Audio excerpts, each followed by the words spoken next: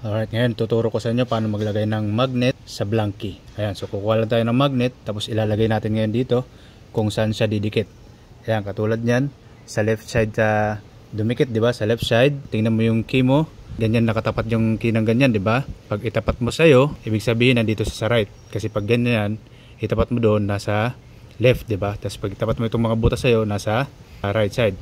So kukunin mo lang itong magnet, ayan, tapos lalagay mo ngayon dito sa butas kung saang side siya dumikit.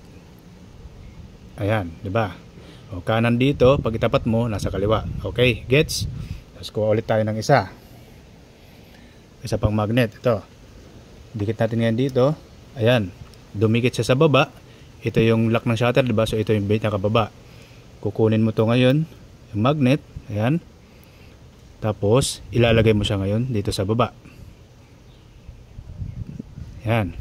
Pang last kasi tatlo lang naman to palagi. Apat yung butas ng blank key pero tatlo lang palagi ang magnet. Okay?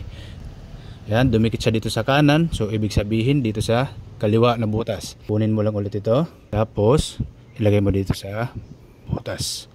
Yan. Tatlo na. Sa unang paglagay nyo, huwag nyo munang i-push ng todo. Huwag nyo munang isagad. So ngayon, tatry natin kung gagana. Ma-open natin itong shutter. Okay? Alright. Yan, gumana. Isa pa. Lock.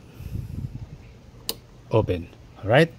Tapos saka nyo na ngayon siya i-push para hindi siya mahulog. Okay, gets? Bye.